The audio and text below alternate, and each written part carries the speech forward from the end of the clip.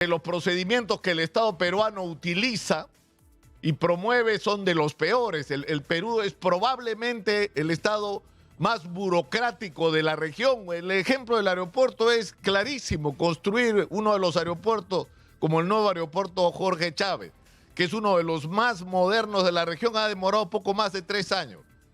Hacer los trámites demoró 18 años. Es el Perú. Eso es el Perú.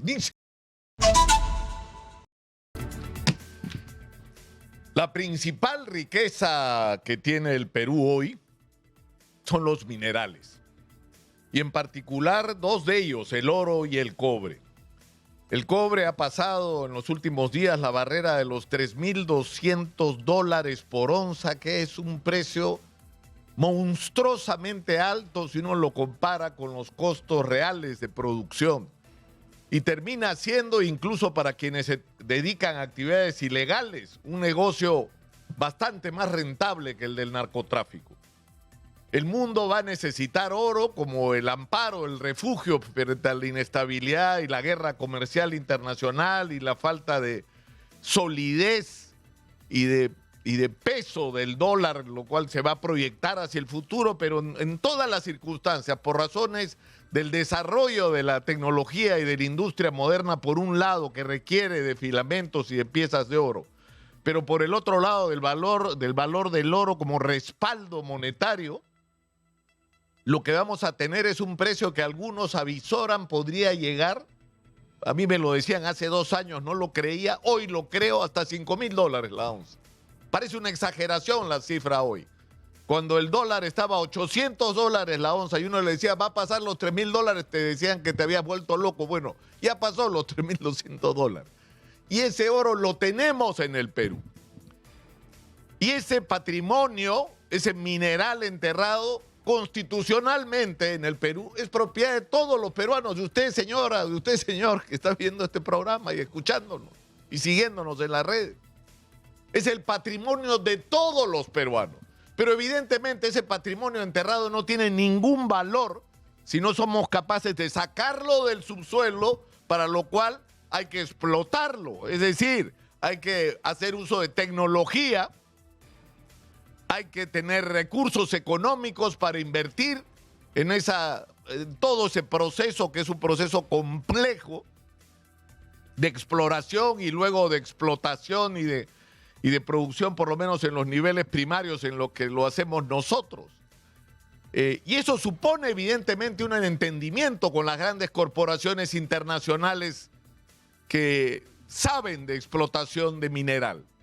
Y eso supone alianzas con las grandes corporaciones mineras internacionales. Pero lo que ha ocurrido en el Perú es algo que simplemente nadie se ha detenido a explicar con serenidad y con responsabilidad. En el Perú, como hemos hecho en otras áreas, se ha concesionado, se ha establecido que para sacar ese oro del subsuelo, que es de todo, se va a concesionar. Pero resulta que esas concesiones al final, en la gran mayor parte de los casos, en términos de áreas, están en manos pues de 40 grupos familiares o económicos, 40 aproximadamente, números más, números menos. Es decir, la principal riqueza del Perú ha sido entregada en concesión a un pequeño grupo de personas. Y es cierto que los procedimientos que el Estado peruano utiliza y promueve son de los peores. El Perú es probablemente el Estado más burocrático de la región. El ejemplo del aeropuerto es clarísimo. Construir uno de los aeropuertos como el nuevo aeropuerto Jorge Chávez, que es uno de los más modernos de la región, ha demorado poco más de 3 años. Hacer los trámites demoró 18 años. Es el Perú. Eso es el Perú. 18 años de trámite, ¿no? Para hacer un aeropuerto que en 3 años y medio lo podías tener terminado. Como el puerto de Chancay, que se ha hecho en 3 años y medio, poco más. Entonces, a lo que voy es que no es fácil el desarrollo de inversiones en el Perú y no es amable, pero eso es tal vez uno de los problemas y el que no sea muy difícil de resolver si se produce una reforma del aparato del Estado y de los procedimientos en el Perú. El problema es que en el momento que se otorgaron las concesiones no solo se permitió una gran concentración de concesiones en manos de personas que ni siquiera saben dónde quedan las concesiones de las que son titulares, sino que son concesiones que en la inmensa mayoría de los casos no las están explotando. Es decir, ellos han acaparado las concesiones y habría que saber cómo lo lograron. Exitosa. No explotan la mayor parte de esas concesiones y no permiten, algunos de ellos, algunos, no todos, que no fue la tradición de los viejos fundadores de la gran minería peruana, hay que decirlo, como el señor Jesús Arias, sino que impiden que gente que en primer lugar estaba ahí antes de que esto fuera concesionado hace más de 30 años.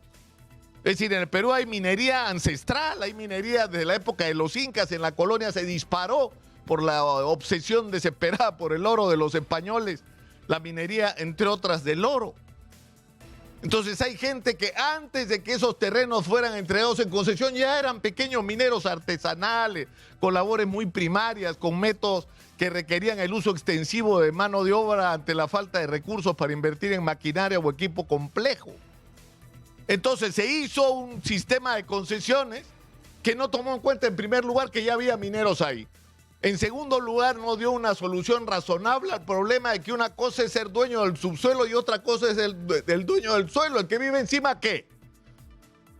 ¿Qué derecho tiene el que vive encima? Y eso ha generado todos los conflictos que ustedes han visto, que se han desarrollado enormes proyectos de desarrollo minero y la gente que vivía encima viven como perros, sin servicios, sin acceso a salud, educación, a transportes, a saneamiento, agua potable, a cosas básicas, a conectividad, a infraestructura que los integre al país. Es decir, viven en las zonas desde el punto de vista económico global más rica del país y viven como pobres de los más pobres. Entonces hay muchas cosas que se han hecho mal y esto tiene que ser corregido y corregido con inteligencia. Es decir, hoy día en el diario El Comercio da vergüenza este titular, por Dios, da vergüenza. Mineros informales suman un total de 18 visitas al Congreso. Lo que no dice es que los mineros no son informales, son mineros en proceso de formalización, que están yendo al Congreso sus dirigentes, sobre todo a la Comisión de Energía, a discutir un proyecto de ley o varios proyectos de ley que les permitan formalizarse y ser parte de la economía como cualquier peruano de a pie, como cualquier empresario, porque esta gente son empresarios, pequeños, pero son empresarios. Y tienen que ser tratados con respeto por parte de los señores del diario El Comercio. Entonces, el reto que tenemos todos hoy para enfrentar el origen, además de la crisis, de lo que está planteado en Patás. En Patás, una sola empresa poderosa tiene 114,000 hectáreas concesionadas. ¿Cuántas explota?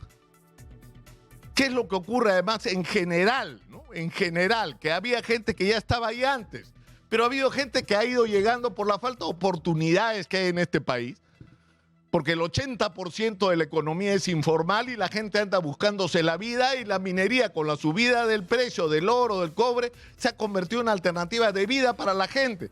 ¿Y ustedes qué creen? ¿Que los mineros informales van y asaltan un campamento? No, señor, van a cerros pelados donde no hay nadie. No hay agua, no hay camino, no hay nada, se rompen el lomo abriendo huecos en los cerros para sacar mineral. Primero para buscarlo, si es que lo encuentran, y si lo encuentran empiezan a explotarlo. Con métodos en algunos casos muy rudimentarios. Pero luego resulta que esos terrenos sobre los que ellos están haciendo una operación está concesionado.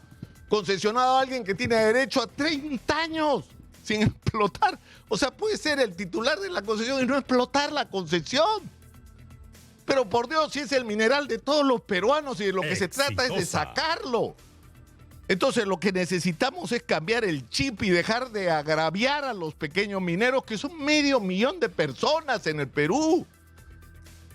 No puede ser que esto no se entienda y que hay que buscar modificaciones a la legislación actualmente vigente para permitir una incorporación de esta minería informal a la formalidad, porque esta gente quiere pagar impuestos, porque esta gente quiere venderle su oro legalmente a quien se lo compre a través de los mecanismos legales del mercado y no tener que terminar atrapados por las redes de tráfico ilegal del oro. No les gusta esta situación, pero los empuja el Estado y los empuja algunas de las grandes empresas mineras a esta condición. Entonces, este es un momento clave y crítico en que hay que hablar, en primer lugar, con la verdad de lo que está pasando. Y cuando se habla de que llegaron los delincuentes, por supuesto que llegaron los delincuentes a lugares como Patás, pero ¿quiénes creen ustedes? ¿Quiénes creen ustedes que fueron las primeras víctimas de las organizaciones criminales en Patás? Por ejemplo, los chiquitos, los pequeños mineros que eran secuestrados, que eran extorsionados y cuyas operaciones finalmente en muchos casos han sido asaltadas y copadas por organizaciones de delincuentes. Pero estos delincuentes no se satisfacen con eso y empiezan a atacar también las grandes operaciones mineras.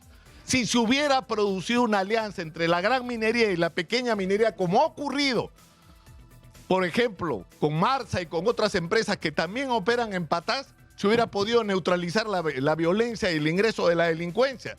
Y por supuesto con autoridades, policías, fiscales y jueces que no jueguen para los delincuentes, sino jueguen para la ciudadanía y para la gente. Las cosas hubieran podido ser distintas. Es decir, yo creo que estamos en un momento clave y decisivo para la historia nacional, donde lo que tenemos que hacer es buscar iluminados, porque somos un país católico, iluminémonos pues por el mensaje del Papa León XIV, que nos está diciendo busquen el diálogo, busquen el consenso, busquen las soluciones concertadas y piensan en los de abajo, piensan en la gente más humilde. No es otra cosa. Y sinceramente yo creo que ha llegado el momento en que hay que poner alto a esto. La señora presidenta se ha ido es decir, primero en Palacio de Gobierno hace una conferencia de prensa para hablar sobre Patás y tiene al alcalde de Patás encerrado en un cuarto sin celular en Palacio de Gobierno. Ni siquiera se enteró de lo que estaba diciendo la presidenta sobre lo que iba a pasar en el lugar que él gobierna como autoridad local. Y la señora se va a Patás a reunirse con los dueños de Poderosa. Y con el señor de la... ¿Qué mérito tiene el señor de la Flor, aparte de haber terminado de destrozar la autoridad para la reconstrucción con cambio? Ahora está destruyendo las relaciones sociales y el tejido que debería existir de contacto entre la gran minería, las autoridades, la pequeña minería, etcétera. Sinceramente estamos en un momento muy, muy crítico y muy difícil y no están siendo conscientes de lo que esto puede generar, del clima de violencia que esto puede generar en el país. Y los responsables serán aquellos egoístas, y recuerden otra vez el mensaje del Papa, que quieren que la gran riqueza del Perú se la coman solo ellos, que no están dispuestos a compartirlo con los de abajo, que no están dispuestos a compartirla con gente que no quiere migajas, no quiere dádivas, quiere que la dejen trabajar y compartir la explotación de esa riqueza que es de todos,